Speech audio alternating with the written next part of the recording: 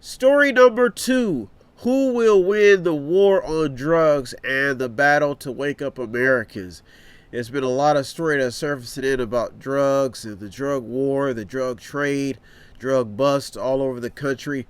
A story that's surfacing: the DEA makes nearly 300 arrests in a mass Florida crackdown. Drugs is continually in the news. You'll hear a lot of talk on each side, the left and the right, talking about waking up Americans and starting to get them to understand what is actually happening with government. Especially with this administration, you hear a lot of talk about people just not actively involved in politics, not knowing what's going on. And this is a big argument on the right now, trying to get people to wake up to their potential as citizens, to see what's at stake with the China wars, with the China trade wars, with all the stuff that's happened economically, getting off drugs and getting back into the workforce. So story number 2 has a lot of potential to continue to develop into a bigger story, because there's you see the people who have been fighting so hard, who have been going to work every day, starting to try to wake up the masses to get them to see what's at stake in this representative democracy. So story number 2 has a lot of potential. Teachers spending their own money to buy supplies for their school students on the first day. So even when you talk about teachers and people getting involved, actively involved in a community, trying to get people to be just aware of the benefits of not only being a citizen, but doing your research, reading. You're starting to see a lot of activism happening. And that's why story number 2 is amazing, especially against the drug war. You're starting to see people go into these communities to try to make a difference, try to get all this stuff cleaned out, all this negative vibes. Even you even see it happening, and sometimes people are starting to turn off some of their just negative entertainment. A lot of people are starting to turn to positive entertainment. So story number 2 has a lot of potential to continue to grow into a better story, because most Americans who are aware of their surroundings are starting to figure out, hey, we have to find a way to get everybody on the same page. 10 suspicious deaths at a VA hospital, and veterans want answers. This is a big story because veterans are starting to get real concerned about the health of their comrades, and you can see it constantly happening in the news where veterans are being abused or not taking their medicines. Sometimes that you see these stories surfacing, and I think you see other stories surfacing about the VA just not getting enough credit to how much they are caring for veterans. So they always say that one bad story always ruins it for the people who are doing well in the care and the taking care of veterans.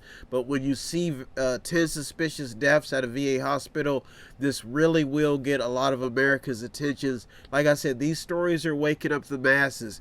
And when you talk about the war, not only on drugs, but on people who are misinformed, not knowing what's going on, this is what's happening in story number 2.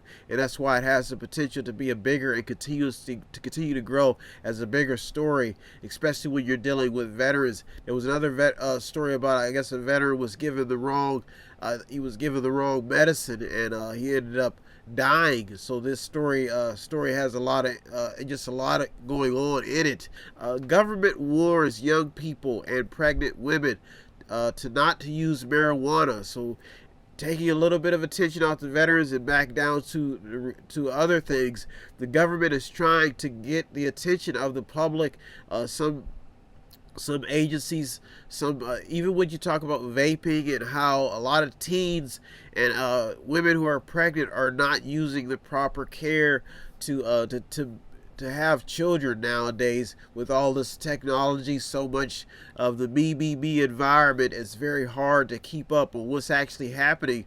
But people are starting to crack down. They're starting to, this new legalization of some medical marijuana is starting to get the attention of some officials, and they're trying to get the word out to let people know, potential parents know, that there may be a problem with these substances that they're taking, and that it may be wise not to engage in what you would call peer pressure nowadays, which is the norm. There are a lot of people using illegal supplements. Colombian police find more than 650 pounds of marijuana hidden inside a coffin. Now, this is not normal. This is not an uncommon thing. If you remember back in the day, they used to smuggle drugs in veterans' coffins. So when it comes to this type of trading, this type of dealing, these people have no soul when it comes to how they will get drugs into the coffin, even with marijuana. So that's what I'm telling you. When you look at these stories and you look at how you could start to see patterns over years of things of how people, whether it's underground, through trucks, through shipping companies, these people will find a way to get drugs into the United States and to their delivery points across the world. It's a very, very serious, unethical, dirty, grimy business, and you'll see a lot of people involved in it, people who you least expect. Several big companies considering massive settlements to resolve opioid lawsuits. So you'll see a lot of that. Like I said, this story number 2, when you ask yourself at the end of the day, who is winning the war on drugs and who has actually woke up to what's at stake, you'll see a big gap between what's actually happening and who is. But there's a lot of people on the right side trying to stop this problem that we face on a global scale. There's a lot of people who have been affected by not only opioid abuse, but drug use, heroin, crack, cocaine, all types of drug supplements, and marijuana is even becoming more common now that people are saying it's a miracle drug and that it's okay. So these stories are starting to take center stage, and it's no different from back in the days when in the 60s where they had all the Woodstock and all the hippies came out and it was all glorified smoking the peace pipe. This story number 2 has a lot of potential to stay alive because of that simple fact. Alabama grandmother charged in overdose death of her toddler grandson.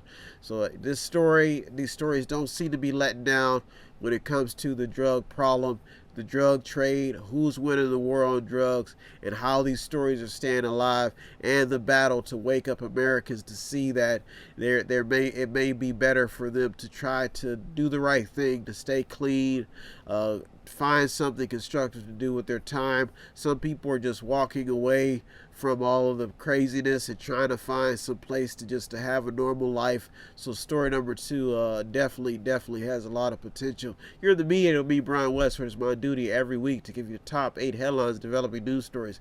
Not here to hurt you, just keep you informed, let you know what's happening, giving you the top 8 headlines developing news stories. If you yourself want to be a contributor, all you have to do is visit www.method8inc.com, method8inc.com, where you can buy something, click on something, watch something, or just read something, or sponsor a program.